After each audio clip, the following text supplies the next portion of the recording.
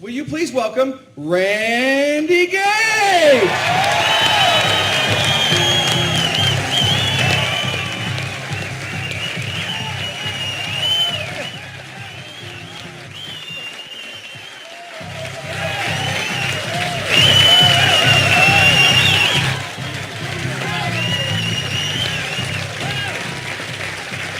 Thank you. Thank you.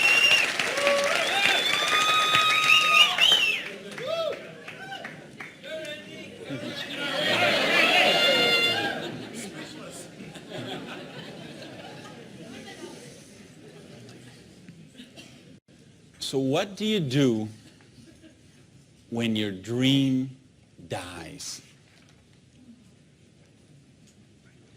Do you sit down and cry? Do you give it up and let it die? Or do you give it one more try? Let me tell you the way it worked for me. I came to work one morning about 11 o'clock. There were two people sitting in a car waiting for me, and I got there. And see what had happened, let me tell you the preview to this. I had a restaurant, bought it with a partner of mine. We kind of bootstrapped the thing. Didn't really have enough money to start it like we should have. We tried to grow it as best we could, but we didn't pay the taxes, you know, and we struggled by and borrowed from this account to that account and this account to that account. And eventually I bought him out, and I sent a letter to the IRS, who's the tax agency there in the States, and said, I'm the new owner here. We've had some problem with taxes. I want to make this right. Let's work out a payment plan. And I never heard anything for 3 months. So I sent a check in there. Here's a deposit, $1,000, good faith. Didn't hear anything for 3 months, so I sent another check, another letter. Never heard a thing for a couple of months until that morning. They're waiting on the car. You Mr. Gage? Yes. I'm Agent so-and-so. This is Agent so-and-so. We're here from the Internal Revenue Service. We have your letters here. We have your files here. And we notice, you have $15,000 in back taxes.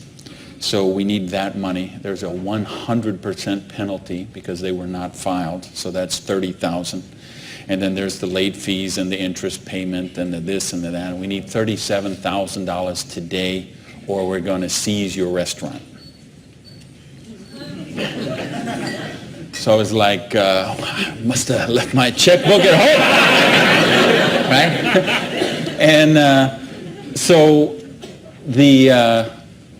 I called my lawyer, I called my accountant, they all said the same thing. There's nothing you can do, Randy. You've got to work something out with these people.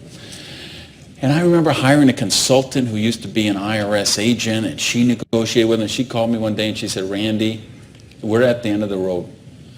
The way they keep compliance is they have to set some examples sometimes, and you had a busy delivery business and they saw those cars going all the time with the signs on them, and they need to make examples, and they just want to make you an example.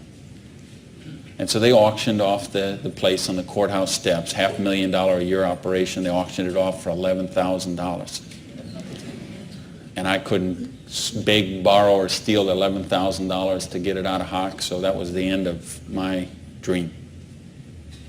And I remember driving along in the car that day, not even my car because I didn't have a car anymore.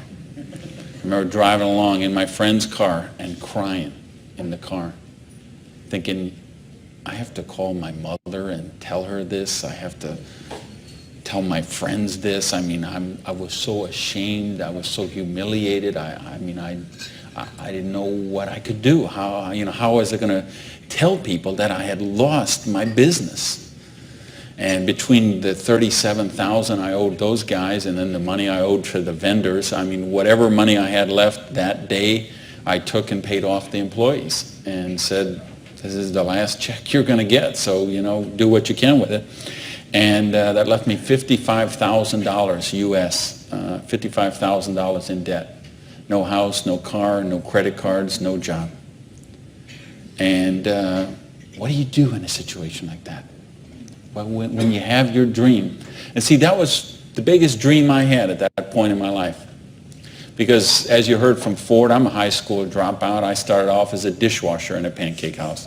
And then I worked my way up to cook, and then I became a waiter, and then I was a manager trainee. And I thought, boy, if I could just be a restaurant manager, that would be, I could wear a tie, I'd go around with the coffee pot. How's your dinner this evening? Everything okay? You know, I thought, oh, this would be it.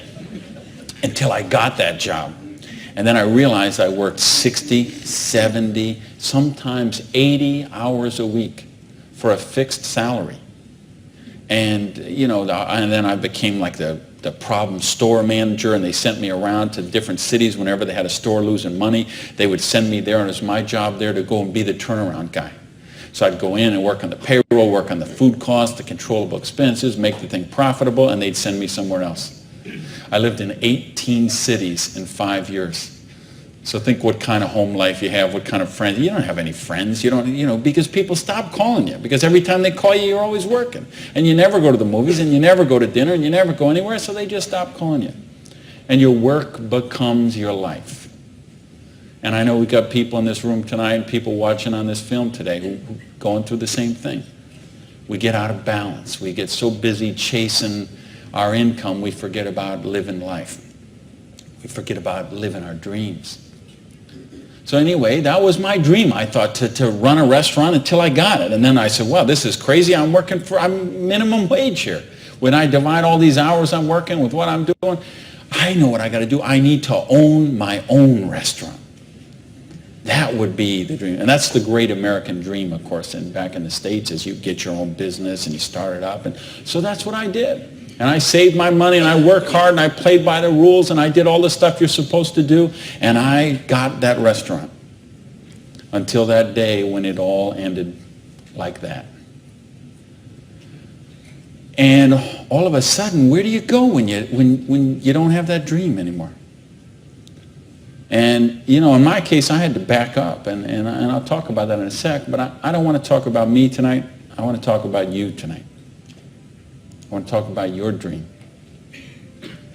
And I mean the big dreams, the bold, daring, imaginative ones you had. The ones you had when you were 15 years old and 18 years old, 20 years old. Because you know what I see people give up on their dreams. And it seems the older we get, the more we give up on our dreams.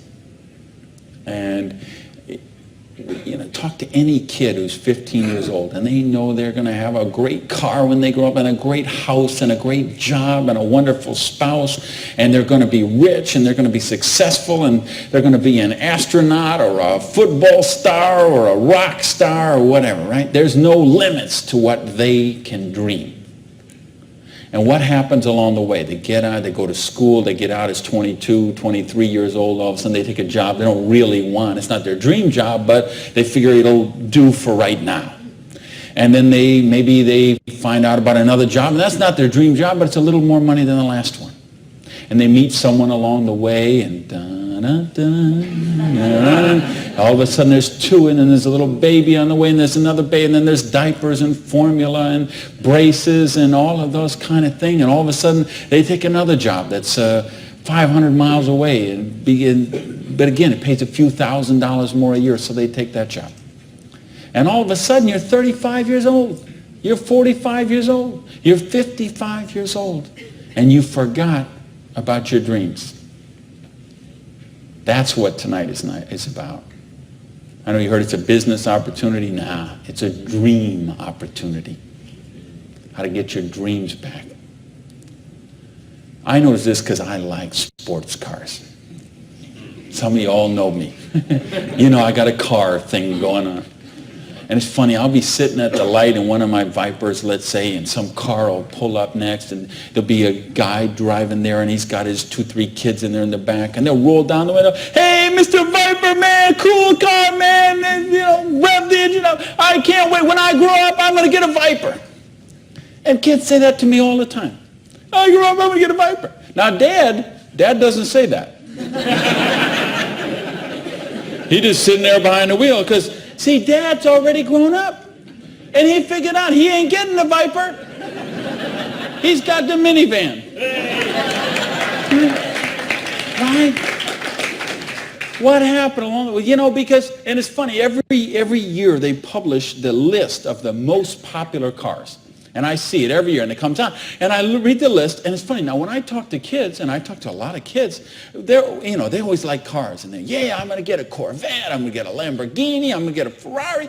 And then when they publish this list of the best-selling cars, it's Toyota Camrys and Holdens and Mercurys and Ford Escorts and Geo Metros, the broke mobiles, right? These are all cars they make for broke people. You see that? Like the Holdens you got here. And the Toyotas we got there, and the Chevys we got there, and the Buicks we got there. They make those things for broke people. Now, how come when I see the list of the top 10 things, I don't see Ferraris and Lamborghinis and Rolls Royce and Jaguar and Bentley? Because they gave up on their dreams. They said, well, this is the car we got. It's room for the car seat in the back, and we can afford the payments. And they settle for a car. And they settle for a house. And they settle for a job. And they settle for a life of quiet desperation. When they could be living a life of joy, challenge, growth, adventure, and prosperity. That's what tonight's about. I want you to think about, really, here's the challenge I would give you. I want you to think of 5 things you would do, have, or become if money was no object. I mean, really think about this, okay? You don't have to write it down. I just want you to think about it. But think about if you had Bill Gates' kind of money, if you had Larry Ellison's kind of money, if you were one of these dot-com billionaires, would you be driving the car you're driving right now that you got here today? How many people, tell the truth now, if money was no object, how many people would have a different car in the parking lot tonight? Okay. Now, if money was absolutely no object, you had 30, 40, 50, 60 billion dollars, how many people would have a different roof over their head when they went home tonight? How many people have a better wardrobe? Ladies, how many of you would have bigger closets? Right? Yeah. So this tells me something. This tells me you do have dreams.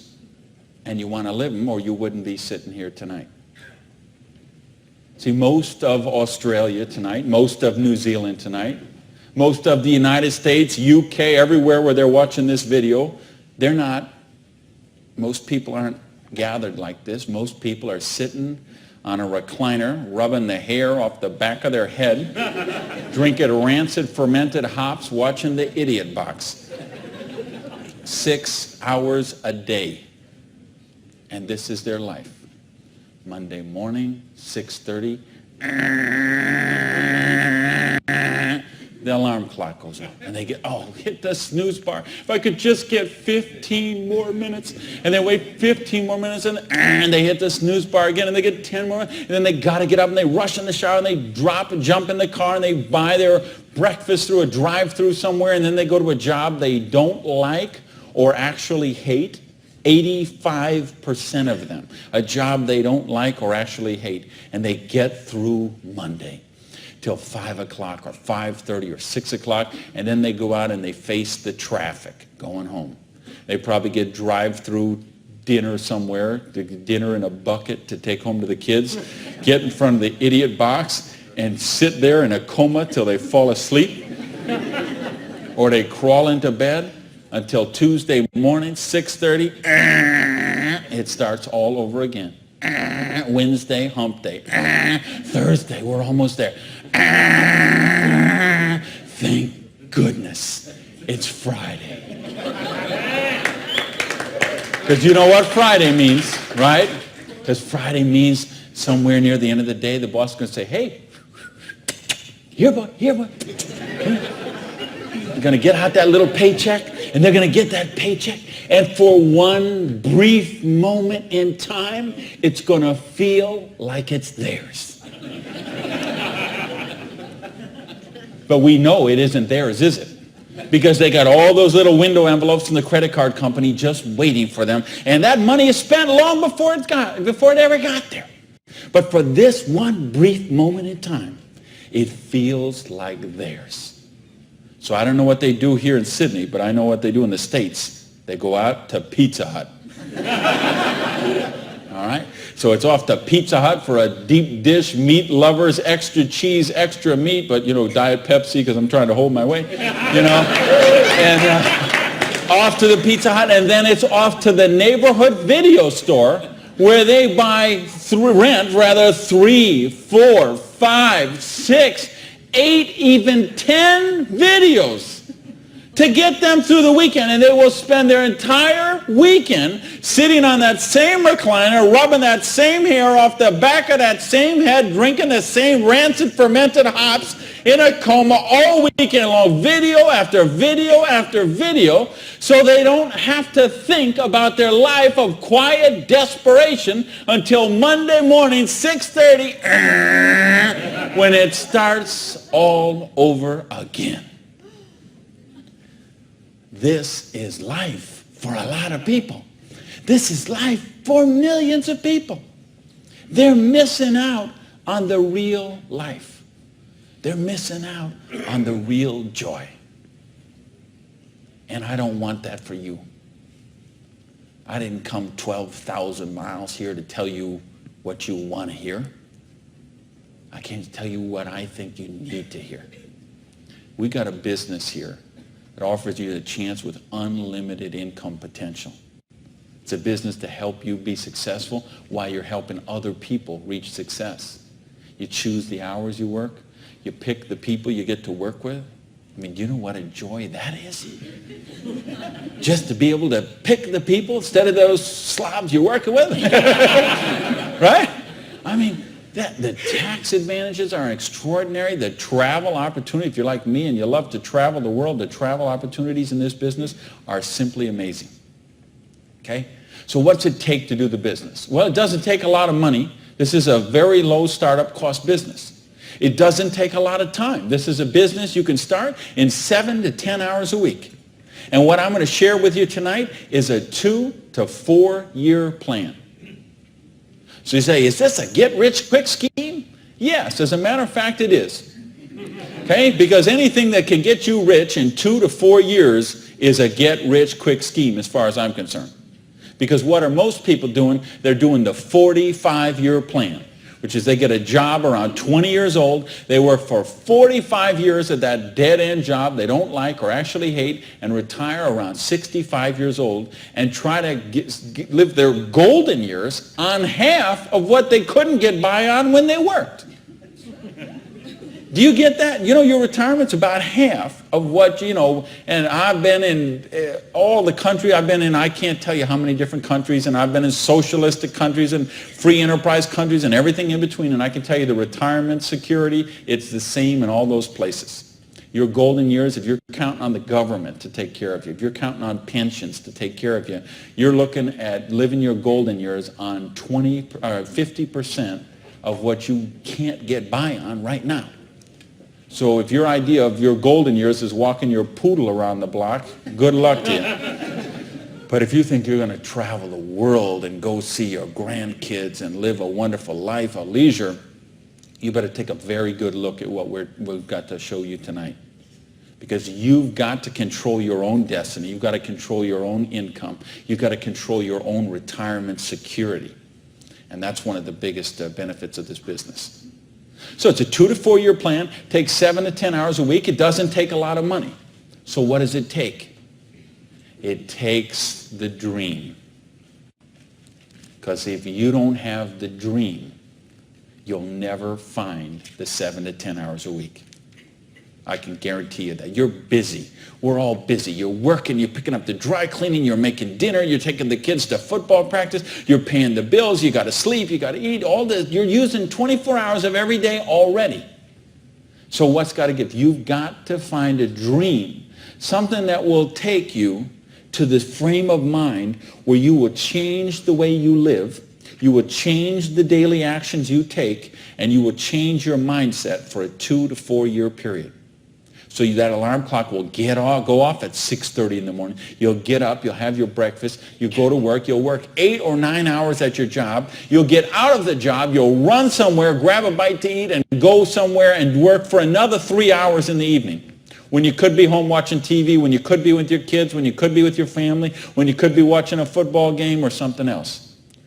But you will make a sacrifice. You will say, I will find the 7 to 10 hours a week for 2 to 4 years to build my freedom, to build my security, to build my independence. And don't tell me, ladies, well, I can't do that because of my kids. Let me tell you what I say to that. Don't use your kids as an excuse not to do the business. Use your kids as the reason to do the business. So you can raise your own kids instead of paying someone else to raise them for you. You know, I mean, people drop the kids off at a daycare center at 7:30 in the morning and pick them up at 5 o'clock at night. Those poor kids couldn't pick their mother out of a police lineup.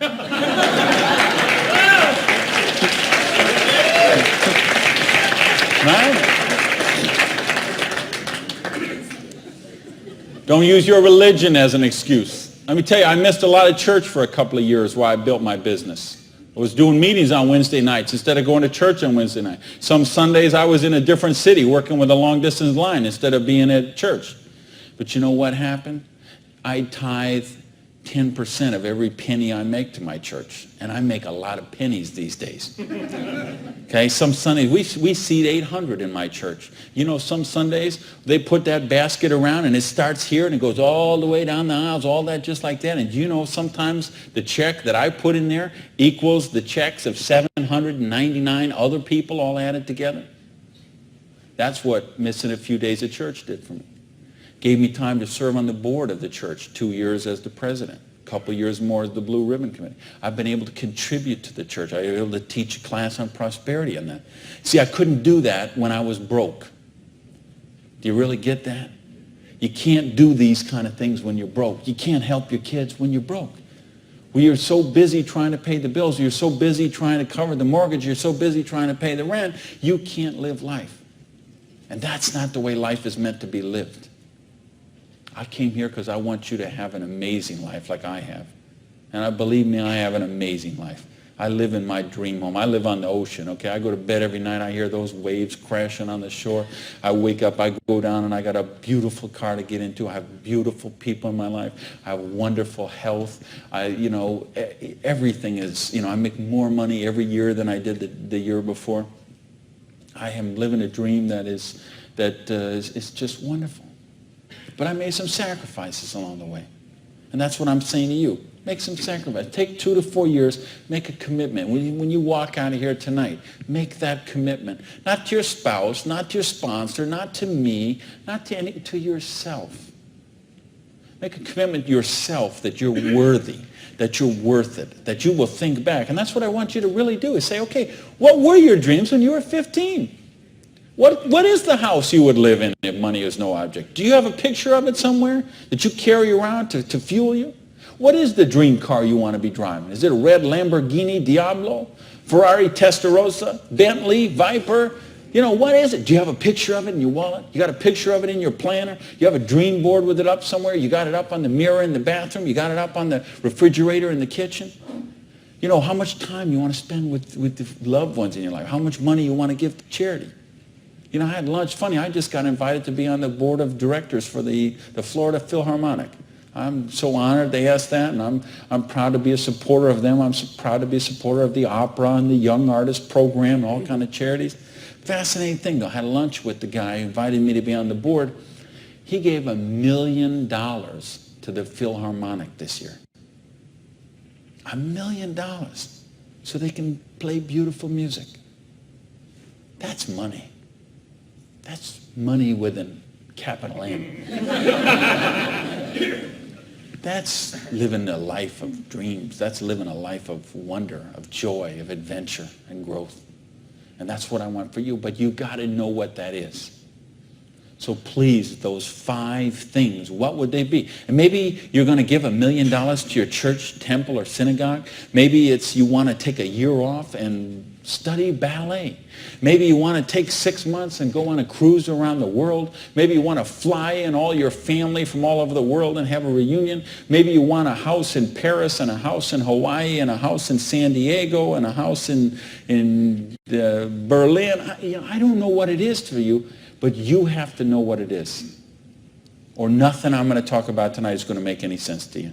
You'd be better sitting home watching Survivor, Big Brother, Fear Factor, whatever one of those shows. You could sit watching any one of those shows instead of be here tonight. Because if you're here tonight, you got to know what your dream is.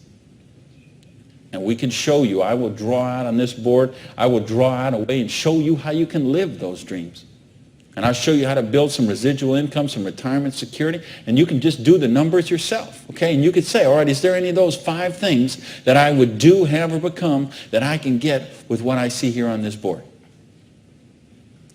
The difference is, and here's the secret, okay? You wonder, okay, I know there's nothing for free. There's always a cost. Here's the thing. Here's the secret of everything I'm going to talk about tonight has to do with leverage. It's getting you out of the trap. And there's a big trap, okay? And this is the trap.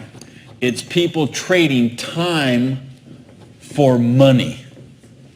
You work 40 hours, you get paid for 40 hours. So you work 40 hours and you get paid $400 a week. If you're sick half a day and you only work 35 hours, you get paid $350. If you need some extra money because there's something that you want to do, you put in some overtime, so you work 45 hours, so maybe you get $450. Well, you know what? That is trading time for money. Time for money. Hours for dollars. Hours for pounds. Hours for dollars. Hours for cougar rands. Whatever the currency is. If you're trading time for currency, you can't get wealthy. It's a trap. You got to put some leverage to work somehow to get out of that. Because this is what keeps people broke. So in my case, when I lost my dream, and I started all over again, I said, well, I got a choice here. I can go and live like most people do and live that life of quiet desperation and just mind my own business and do the thing and be a worker drone in the collective like everybody else. Or I can go after my dreams again. So I began a study of prosperity. Because when you're $55,000 in debt, no house, no car, no credit cards, and you start selling the furniture, things look a little different.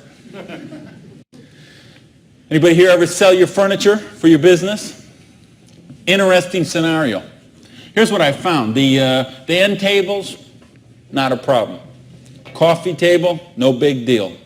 Kitchen table, hey, you can always eat in the sofa. Lamps, no big deal. You got the light in the kitchen on the ceiling. But the sofa and the bed and the TV. How did I know you'd know that? The bed, the sofa, and the TV, they gotta be the last to go. Because see, I don't know if you got it here, but what we have in the States, we have infomercials on all night long. So once midnight hits, these infomercials start, and they're all about how to make money. So what do you do when you're $55,000 in debt and you're sleeping, with no furniture and whatever? You sit up all night and you watch infomercials. And then you sleep all day and you're so depressed, and you get up and you read the one ads and you think you don't have bus fare to go to the job interview, and you think how miserable your life is, and you eat macaroni and cheese 3 times a day, which is what I did for weeks and weeks and weeks. So I'd get up, sleep, mope around, eat my macaroni and cheese, and then midnight would start the infomercials. And I remember we had a Vietnamese guy named Tom Vu. I don't know if you ever saw that here, this infomercial. He had one of those courses on how to buy real estate, no money down. So one night, it's 3 a.m., I'm sitting on the sofa. Tom Vu comes on. He says, "You, sitting on the sofa! You, it's 3 a.m. Now I know he's really worried because it's 3 a.m. I'm sitting on the sofa. He said, "You sitting on the sofa at 3 a.m. Your wife's asleep. Your baby's asleep. You are a loser. Nobody cares about you? You a loser. If you don't buy my program, you deserve to be broke.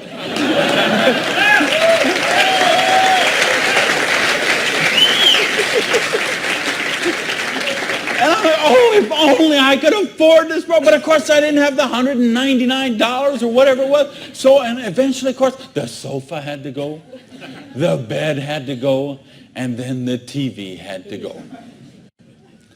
And then something else had to go. And that was my mindset.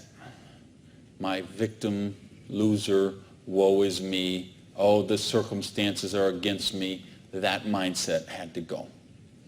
And I had to say, okay, I am sick and tired of being sick and tired. I am sick of being broke. I am sick of being sick. I am sick of being stupid. I'm sick, you know, the truth is I wasn't even broke, okay? Because I would have needed $55,000 to qualify for broke. Okay? I would have been happy to be broke at that point in my life, okay? At that point, I would have been happy to have an alarm clock going off at 6:30 waking me up. Now, is that the dumbest invention you ever heard, though, an alarm clock? You're supposed to wake up when you finish sleeping. But, right, what do? We stuck in the thing. So now at this point, I wouldn't have been happy with an alarm clock. Okay, but I started a study of prosperity. And here's what I found, 2 secrets of prosperity. If you want to be wealthy, secret number 1, you have to be your own boss. You ain't going to get rich working for other people. You know, if you've got to get a job as president of Disney Studios or, you know, IBM calls you up and wants you to be the vice president of operations, maybe you're going to make a lot of money. All I know is those people weren't calling me, okay? And they may not be calling you, okay? So if those people ain't calling you, you want to get wealthy, you got to be your own boss. Because let me tell you a secret. I don't care how nice your boss is. I don't care how much your boss loves you and wants to help you. The truth is they have to buy you at wholesale and sell you at retail. Otherwise, they don't make money and they don't stay in business. So the only way they make money off you is to buy you at wholesale and sell you at retail. So if you want to make money, you got to be able to get up in the morning, look in the mirror, and know that you're talking to the boss. And issue number 2, and this is the most important thing, which we mentioned, you've got to employ the concept of leverage. And this is something, J. Paul Getty, who was one of the wealthiest people the world ever known, he understood this. And he was quoted oftentimes, this is probably his most famous quote, when he said, I would rather have 1% of the efforts of 100 people than 100% of my own efforts. Because he understood the concept of leverage. And he became one of the wealthiest people the world has ever known. So tonight, I'm going to share with you how you can employ this same concept of leverage that the wealthiest people in the world do, and it'll allow you to get your share of that kind of wealth. And I'm happy to say, I'm one of the wealthiest people in the world. You know that? Now, you know what? I don't have Bill Gates' money. I don't have Larry Ellison's money. I couldn't spend $90 million on a boat down in the Kiwi race there next week. But you know what? I'm one, if there's 6 billion people, whatever there is on this planet, I'm wealthier than 5,990,000, you know, whatever, 99.8% of them. And I'm a dishwasher from a pancake house. But I understood leverage. Now, how do you put this leverage? It's a business called network marketing, sometimes called multi-level marketing. Sometimes we call it MLM for short. What is it? It's a business that allows you to leverage the efforts of other people who have a dream and are willing to trade that 7 to 10 hours a week to get a dream. So you're going to introduce them to the business. You're going to teach them a duplicatable system that they could follow and duplicate the same results with people that they're going to introduce to the business and create this system that everybody can follow, and everybody will get a nice chunk of the organization that is built. And because you direct your own organization, because you are your own boss, you get some residual income out of the efforts of the people that you introduce to the business. That's the leverage. It's no different than when Madonna makes a record and every time they play that CD, she gets a royalty of that. When Coppola does a movie and that movie plays, it gets a royalty of that. This is how the average person can get leverage. See, if you got money, leverage is not a problem. You can leverage your money. You can buy stocks, bonds, invest in companies, invest in real estate, all that kind of stuff. I couldn't do that. If you could buy a franchise. If I would have bought a restaurant franchise instead of opening my own restaurant, chances are I'd still be in the restaurant business. But you know what? I couldn't afford the franchise fee. I didn't have that kind of money. Ask someone about the stock market, they'll tell you, unless you got $25,000 you can afford to lose, don't even get in the stock market. Well, I didn't have $25,000 I could afford to lose. I didn't have $25 I could afford to lose. Forget about it. So I didn't have the money to leverage. And if you got a couple $100,000, couple million you can leverage, hey, maybe you don't even need to be here tonight. But I'm speaking to the rest of you who don't have that kind of money. And the rest of you who used to have that kind of money till the stock market tanked, and now your retirement fund is 40% of what it was 2 years ago. Okay, let's talk about how you build your security. Well, so what is network marketing? It's just a new paradigm in distribution. Been around for over 50 years now. And it is, why I say it's a new paradigm in distribution is because it's changing the way we get products and services to the consumer. And with things that have happened recently, like the internet, overnight shipping, satellite, telephone, fax technology, all of this stuff is driving network marketing to be a bigger force today than it has ever been. So it's been growing consistently for more than 50 years. There are somewhere between 14 to 16 million people in the network marketing direct selling industry. And it will do somewhere between 70 and 80 billion dollars US this year. So this is a very credible business. And if you've been reading the financial papers the last few years, you've seen it mentioned in the Wall Street Journal, had front page cover stories on Success magazine, Forbes magazine. The mainstream press is really starting to pick up on this. Now, why is that happening? Is because it's the future. It's what has to be, because what has happened in the past doesn't work anymore. In other words, here's how it used to work in distribution. We'd have a manufacturer. They would make a product. They would sell it to a wholesaler who would buy it, resell it to a rack jobber who would buy it, resell it to a retail chain. They would buy it, send it to a warehouse somewhere, sits in a dusty warehouse for 6 weeks, and then it gets transferred by truck. Maybe it goes to the store, and then you come in the store and you buy this product. Well, they had to make money. They had to make money. They did. You have all these parasites who were taking money out of your product. I say, why am I calling all those people parasites? Well, it's not that they're not nice people. It's just that made sense 100 years ago. It doesn't make sense today. Because today, we can have a network marketing company manufacture a product and send it direct to a distributor who in many cases is the end consumer, and in other cases is just conversationally marketing the products with their friends, neighbors, and relatives, and we eliminate all these other people in the middle. So look at the difference. This made sense 100 years ago. Something came by boat over here. Maybe it went from California. It went on a ship, came to the East Coast here, and then it was transported across to Australia over to the outback. It was the same thing with us. We used to get stuff from England, and it would land in Boston or New York, and then it would go by stagecoach across the country, and then it went by train, and then it went by truck. And this is the only way it worked. This is all we knew. Then we got fax machines. We got the internet. We got Federal Express, UPS, overnight delivery. We got 800 telephone numbers. We got fax machines. All of a sudden, this doesn't work anymore. It's a broken model. Why do you think so many businesses have been in bankruptcy in the last 5 years? And I mean big name, 100, 200-year-old companies, retailing giants like Macy and Stalwarts that we would think have been around forever. They went into bankruptcy court. Why? Because they have a broken distribution model. This is the model of today. This is the model of the future. And with what we're doing now with internet and 800 numbers and ordering, this is going to get just bigger and bigger and bigger. So what this does is this allows you an opportunity to participate on a new paradigm in distribution. I want you to think when fortunes were made. They're made in revolutions. The agricultural revolution made a bunch of rich landowners.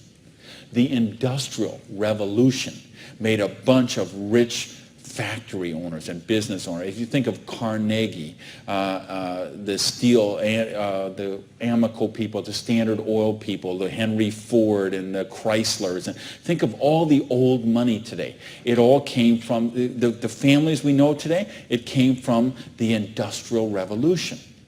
So now we have the distribution revolution. So what this means is that 50 years, 75 years from now, there's going to be a meeting at a hotel somewhere in Sydney, Australia, and they're going to say, think about the old money today, the Gage money, the Hawkins money, your money, and say that was made in the distribution revolution.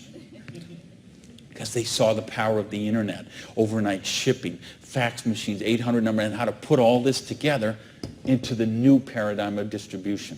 This is what we're in right now. And I believe the next 2 years is going to be the biggest years of growth in the history of the industry. And you could be a part of it. Well, your income 40 years from now is going to be precedent on what you do for the next 2 years. Now notice we have all this money that got wasted before. Where did it go? Well, there's two places it goes. Number one, it goes to product research and development. And I'm going to talk about that in just a little bit. And the other place it goes is right here to you, the distributor, the people who actually get involved with the business. All this money that you use, because see, sometimes you could go to the store, you could buy a box of cereal for $3.50. The actual cereal, the cost of that cereal might be 40 cents, 35 cents. What is all the rest of that money? It's all this wasted layers of distribution. So see, that isn't necessary anymore. So that money gets freed up, and because you are a pioneer of the industry, because you are somebody with a vision and a dream, and you're willing to trade the 7 to 10 hours a week to get the dream, you are going to cash in about that. I want to sketch out how the business really works so you get an idea how the money takes place and how you can participate in that. I guess, is this? I think this is, I found the secret. You do it a little different here down under. All right, let's talk about how you make money in the business. You, not me, not them, you. How do you make money? Well, you got a dream. You're willing to trade 7 to 10 hours a week for 2 to 4 years to get your dream. So you sponsor in the business. Okay, you make that commitment. Your sponsor says, all right, I'm going to work with you, train with you. What we're going to do is we're going to help you identify, and I'll use this as an example, 6 people who you know who have a dream and would be willing to trade 7 to 10 hours a week to get the dream. Fair enough? Everybody follow me so far? Everybody follow me so far? All right, just making sure you're not nodding off over there. All right, now let's suppose that everybody involved in the business produces a volume this first month that you get involved in the business of $100. Now notice I didn't say $1,000 or $10,000 or $100,000. I said just $100. Why? Because I want to show you this is very simple, very duplicatable, very doable for everyone. The secret of this business is leverage. We have a lot of people doing a little bit, just 7 to 10 hours a week. So now if you and each of the 6 people you introduce into the business produce a volume of $100 the first month, you'd have $700 worth of volume in your organization, right? Now, we have a lot of different companies represented here tonight. It's all kind of different pay plans. But I think you're going to find as an average, what you're going to see in the business is you can make about 10% of what your organization does in volume. So if you had 6 people plus yourself, everybody did $100, you'd have $700 volume, so you'd make $70 your first month in the business. Now you say, come on, Gage, you brought me here for $70 a month. I can't even wash my Lamborghini for $70 a month. I understand. But see, believe me, I understand. I know what it's like to keep cars clean. But this is just month number 1. And how much, if you're a doctor, and by the way, if you're a doctor, if you're a lawyer, if you're an accountant, you know what plan you work under? Trading time for money. Just like the bus boy at the Denny's restaurant. The doctor, the lawyer, the accountant, trading hours for dollars, same thing. So how much did you make when you learned to be an accountant? You probably went to school for 10 years. Well, you learned to be a nurse, when you learned to be a doctor, when you learned to be a lawyer. Think how many, you didn't make anything. So don't be crying about your lousy $70 here, okay? Because you're learning the business. Because look what happens next. Now the second month, we're going to say, we're going to help you help your people. We're going to teach you that duplicatable system to teach your people. And we're going to have them, now we're going to say they're not quite as bright as you are, okay? They didn't quite get this as good as you did. So they each got 5 people that they're introducing to the business, all right? Now, of course, it will not work out exactly this way, because I know some of you accountants there are sitting there thinking, okay, this guy might only get 4. Don't worry about that. I'm just making an example. So you got the 6, and this 6 each got the 5. Well, that would put 30 new people in your organization. Plus, you still have the 6, plus you got you. So now, the second month, you'd have 37 people, each doing $100. How much would that be? $3,700, right? So 10% of that would be how much? $370. Now you say, okay, $370 is a nice little pin money, but it still isn't going to buy my Lamborghini. I understand that. But that's just month number 2. Because all of a sudden, look what happens. There's 36 other people who are, now they're not working for you. They're working for themselves. So they're not calling in sick. They're not stealing paper clips to take home. Okay, none of this stuff. They're all working for themselves, right? Now, what happens when we duplicate the process? And we say, now we're going to teach them how to teach their people. And you say, well, how do you do that? We've got a complete step-by-step duplicatable system to show you how to do that. You're going to teach your people how to teach their people. So we say, what if those 5 each just got 4? Now, why I'm doing this? Because I want to be really, really conservative. If I showed you what could really happen, I'm afraid you might swallow your teeth. So I'm going to be very conservative. So now if the 30 people each just got 4 people, now we'd have 120 new people in the organization. They don't work for you. They work for themselves. 7 to 10 hours a week, they're building a dream. 120 plus the 30 plus the 6 plus you, that's 157 people. Everybody just doing not 1,000 a month, not 10,000 a month, not 100. $100 lousy dollars a month does $15,700 income or volume, which means your income for month number 3 would be $1,570. Now all of a sudden we have a little money, we could play with something. We could do something with $1,500 a month. Do you know how many bankruptcies would be avoided with $1,500 a month? I would make a bet to say of all the personal bankruptcies, and there's been a record year for personal bankruptcies the last 6 or 7 years in a row. Every single year has broke the record from the year before. And I had someone very close to me did this just a couple of years ago. And I'm telling you, I bet 90% of them would be eliminated with $1,500 a month. In fact, 90% of them would probably be eliminated with $300 or $400 a month. Just this much, the $370 a month, would help most people that they could just start paying down their credit cards instead of paying those minimum balances every month. By the way, do you know how long it takes to pay off your credit card if you're paying the minimum balance every month? 10 years? 20 years? 30 years? 40 years. That's how long it takes. So if you're paying the minimum payment every month, get happy, because in 2042, you're all paid off.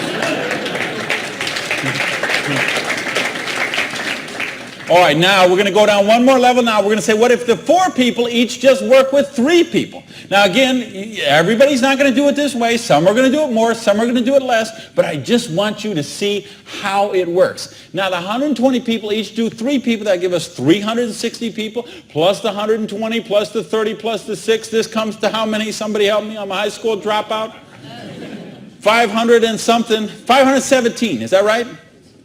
Who's here? Somebody good in math? So 517 times 100 is $51,700 volume in your little business that you got no employees, no office, no overhead. You're running this from your kitchen table or your spare bedroom or your hallway or your closet. And you're doing $50,000 volume a month. Do you understand? We can leave this hotel. We can go down the street, Elizabeth Street. We can go onto Oxford Street. We can go to Liverpool. And we can find shop after shop, beauty salon after beauty salon, store after store, dry cleaner that are not doing $50,000 volume a month. And you're doing it out of a part-time business, 7 to 10 hours a week. Why? Because you're using leverage. Do you get this? Yes. Because, I mean, do you really get this? Yes. Because let me tell you a secret. If you get this, you're not going to sleep very well tonight. Believe me, I have spent many a night just laying on the pillow, looking at the ceiling and seeing 6 get the 5, get the 4, get the 3. Okay? If you understand this, now we're talking $5,170 a month. Now, you know what? I did that in 4 months. It's at 1, 2, 3. What if you didn't do that in 4 months? What if it took you 6 months? What if it took you 10 months? What if it took you 2 years? I told you it's a 2 to 4 year plan. Okay? And I know what some of you are thinking. All right, but what about if this guy here drops out? We got it handled. Okay? We have a thing called dynamic compression, and so we know when someone drops out, we eliminate their volume, we move up the next qualified person, and the whole organization moves up. So we got that covered too. Okay? So, but what if you didn't do this in 6 months? What if you didn't do it in 10 months? What if it took you 2 years? Would it be worth trading 7 to 10 hours a week for 2 years to have an extra $5,170 a month? Yes or no?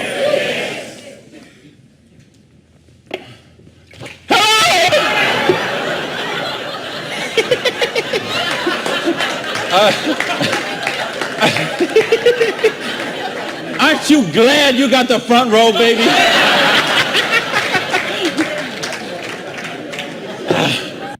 Now, let me get some more water here.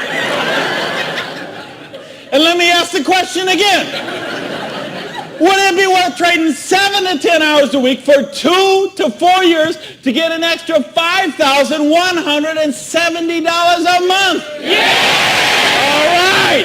Thank you. That's a little better. That's what I'm talking about. When you get this, when you really get this, you're not going to sleep tonight. Because you see how a dishwasher from a pancake house could become a multimillionaire. You see how a farmer's wife from Utah could make $80,000 US a month. You see how a woman with 2 kids and an abusive husband could leave her husband and become a multimillionaire. You see how people on welfare can build complete financial independence. And they can do it with integrity. They can do it with honor. They can do it with helping other people, giving value, contributing. That's what we got to offer here. So see, now you say, okay, all that sounds good, looks good, but what's the problem? What is the $100? Well, I told you, remember that whole distribution model? We have all of that money that used to get wasted. Now that goes into product research and development. You will see some of the most cutting-edge, state-of-the-art products in network marketing that you won't see anywhere else in the world today. Some of the best scientific breakthroughs, some of the best health breakthroughs, some of the best wellness breakthroughs, medicine breakthroughs, herbal breakthroughs have been personal care products, environmentally non-toxic, natural products. Some of the most breakthrough products in all of those categories have been brought to the marketplace because of network marketing, because they have the time, the money, the research, the resources to do that kind of research. So what I'm going to ask you is, if you're here, you're looking at this for the first time tonight, if you're on the video and you're seeing this for the first time tonight, you have a conversation with the person who invited you here. Have a conversation with the person who asked you to watch the video. And they will give you a catalog. They'll give you some brochures. They might have some tapes, some videos, some other things, and you'll find out about these products. What I want you to see tonight, right now, is the big picture. how the distribution model works, because this is how fortunes are made. People who recognize new paradigms become pioneers in those paradigms, and they reach the reward for generations sometimes. So the products are there. Next question is, say, what about the support? I don't know anything about this business. I've never done it before. How can I do the business? Well, that's what the system, we keep talking about a system. In other words, we've got a system where we're going to teach you how to do the business, and we're going to teach you how to do the business while you actually do the business. That's why we've got this presentation up on the internet. That's why we have this meeting in this hotel here tonight. You have a sponsorship line. So you see, a lot of people say, well, I don't want to be this guy here. I want to be this guy right at the top, because look at all these people he's got under him. Well, you know what? This guy or this gal down here, this person and this person and this person and this person, and all the way up to the company, all those people work for that person for free. Because every one of those people have a vested interest in their business. So you want to have 150 people between you and the company, because they all work for you. So they will go with you and they will do two-on-ones with you. They will go to your prospects and sit down at a coffee shop and bring a notepad and explain the business to them. They'll conduct meetings like this where you can bring your people and let them see what the business is about. They'll bring in speakers from all over the country and sometimes all over the world. So your prospects can see and meet and learn from some of the most successful people in the business. There's conference calls, there's monthly newsletters, there's regional trainings, there's company conventions, there's audios and videos and brochures and booklets and catalogs. There is just hundreds of little tiny things that are all designed for one particular goal in mind: to make you successful. See, you are in business for yourself, but you're not in business by yourself, because you have that whole support network of people to help you build the business. So, and that don't happen when you open up your own, and you know this, most of you in this room, you know, if you've ever been in the restaurant business like I have, you know what I'm talking about. If you own a beauty salon, you know, if you own a little store or a shop, you know you don't own the business owns you. And you know, if you work for someone else, you're never going to get wealthy that way. So what we've got tonight is a model that lets you work for yourself, but not by yourself, and it gives you the option to build your future. Now, I want to give you 3 options. If you're thinking about the business, I want to suggest 3 things to you. Option number 1 is you say to me, you know what, Randy, that sounds good, it looks good, but you know what, I'm one of the 0.5%. I love my job, and I get paid exactly what I'm worth. Well, you know what? If that's you, I don't know how you still made it this far in the room tonight, but if you did, thanks for staying. And then we'd love to have you as a customer, okay? And what I'd ask you to do is to talk to the person who invited you tonight and ask them about the preferred customer program. Because I told you, we've got some of the most cutting-edge, state-of-the-art products that you're going to find anywhere. And the difference is, if someone in this room or someone who asked you to watch this video told you about them, they will become your personal customer service representative. So you're not calling some 800 line that you never met, or sending things off and going into a store and standing around for 20 minutes trying to get someone to wait on you. You're going to have the personal attention of somebody who knows you and cares about you and will look after your needs personally. Now, option number 2 is what we call the small business. You say, you know what, Randy, this sounds good. I like the idea of being my own boss, and I like the idea, or maybe you're looking at a nutrition company and you say, well, I'm a chiropractor, massage therapist, an iridologist, or physical therapist, and I want to sell this stuff to my clients. Or maybe you're being presented to a personal products company and you own a spa or a gym or salon and you think you could sell them there. Or maybe it's a cleaning product stuff and you've got a cleaning service and you could sell them to your clients. Well, if you're looking to just kind of use the products yourself, buy them at wholesale, and then conversationally market them to your friends, neighbors, and relatives, that's a small business. And if you want to make a couple $100 to a couple $1,000 a month, the small business option would be the one for you. Now, there's one more option, and that's the big business option. Okay? And that's the stuff that we're talking about right now. Meaning, you're not looking just to retail a couple products to a friend. You want to build complete financial independence. You got a dream. You're willing to trade that 7 to 10 hours a week to get the dream, and you're willing to do a 2 to 4 year plan, and you want to work to build that dream. You want to build an organization like this. That's the big business option. If you're looking for financial independence, then that's the option for you. Now let's bring this all together. I told you what happened when when my parade got rained on.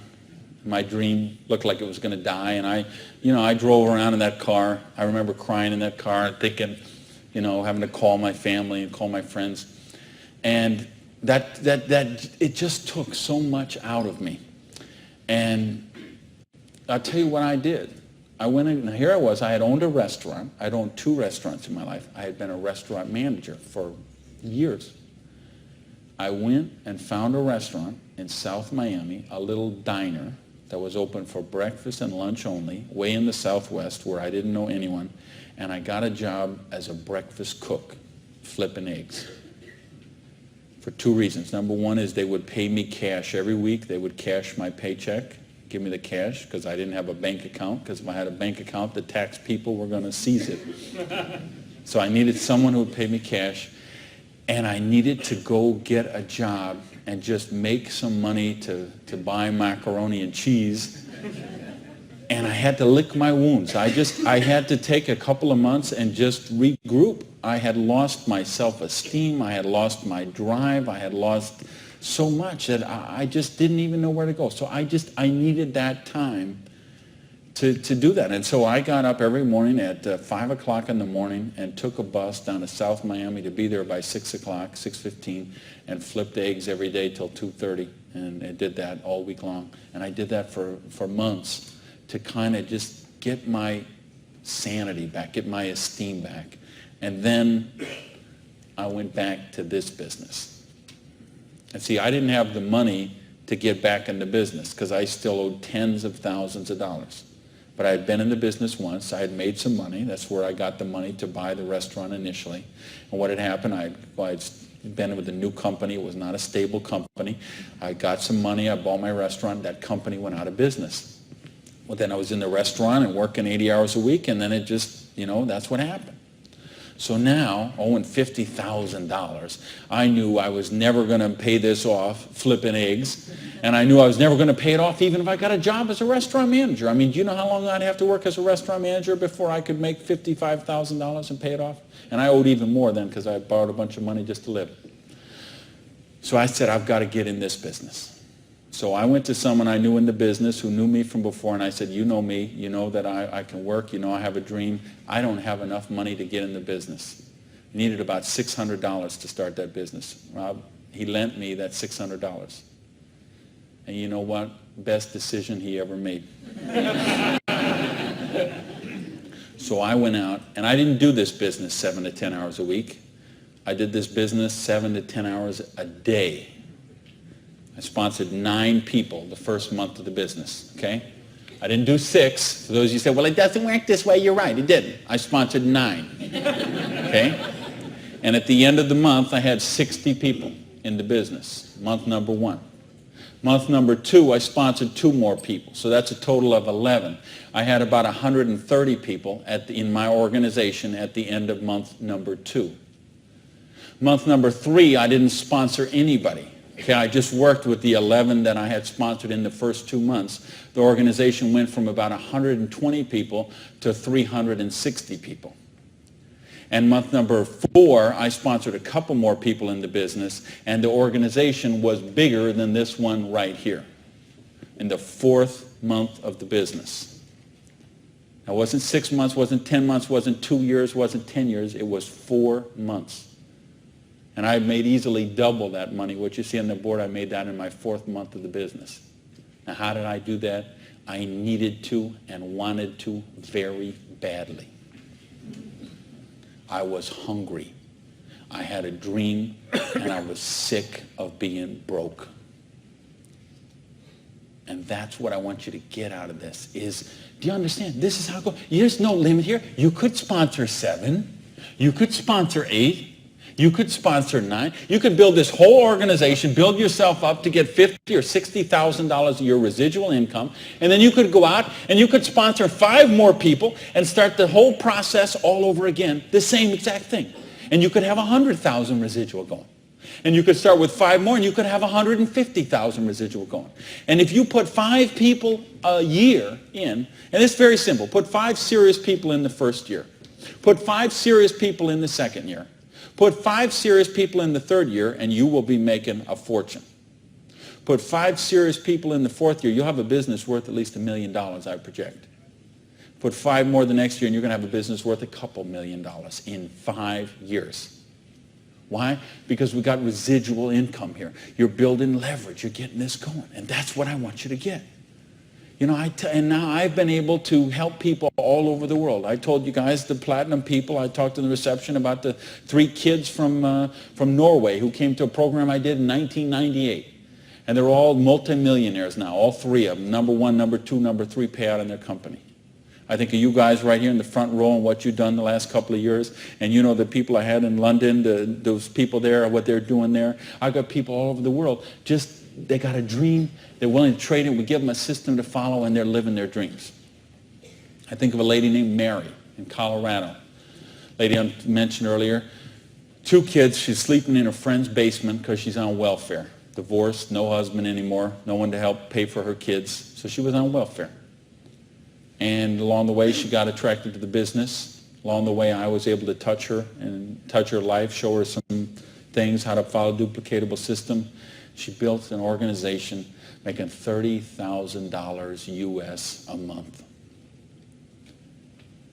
Now, you know, the $30,000 US a month, I'm okay with that because you can get by on that. Okay. I couldn't get by on that, but I know a lot of people could get by on that. But you know what? It's not the 30,000 that gets me so excited about what Mary did. It's what Mary did. It's the example she does for her 2 kids.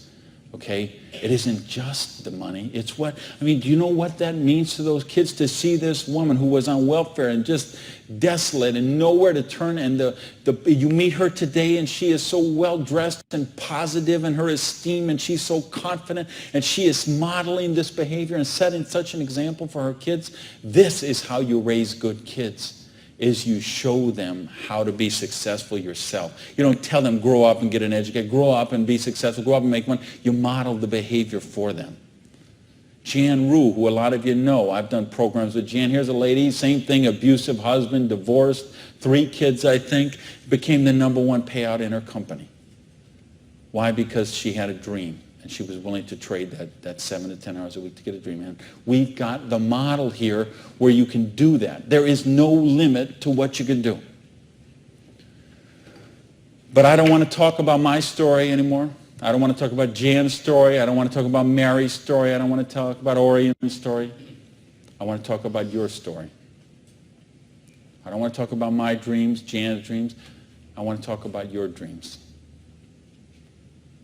You know, go back to where we said earlier. Is there, did this kind of thing, if you did this in 6 months, a year, 2 years, is there something on your list of 5 things you do have or become you could do with the down payment, with what we're talking about there? And if not, how big is your dream? How, are you willing to pay the price? Are you willing to live your dreams? Because if you are, we've got the business that will allow you to do that. So I got a couple questions for you, and then I'm out of here. I'm looking for one-word answers. Question number 1. Do you believe you're really worthy of success? Yes! Question number 2. Are you really willing to live your dreams? Yes, baby! And question number 3, the last question, and I'm looking for a one-word answer once again, and you better blow the roof off this joint because that's it, and I'm out of here. Because all of this, all of these numbers, all these things, it all goes back to this one circle. These are not circles. Every one of these represents a person, and this circle right here represents you. And this thing only works if you believe in you. If you believe you are worthy, if you believe you have a dream, if you're worth that dream, if you're willing to trade the 7 to 10 hours a week to live that dream, if you're willing to not let your dream die. You're not willing to sit down and cry, even if you have to sit down. I had to sit down and cry. But you're not willing to give up and let it die. You promise yourself, you make yourself, you commit yourself to give it one more try. So the last question I'm asking you is based on everything we've talked about tonight, everything you know about this business now, everything you know about the person who invited you, everything you know about you and what you are and what your dreams are. I need to know, are you willing to give it one more try? Yeah! Thank you. Good night, everybody.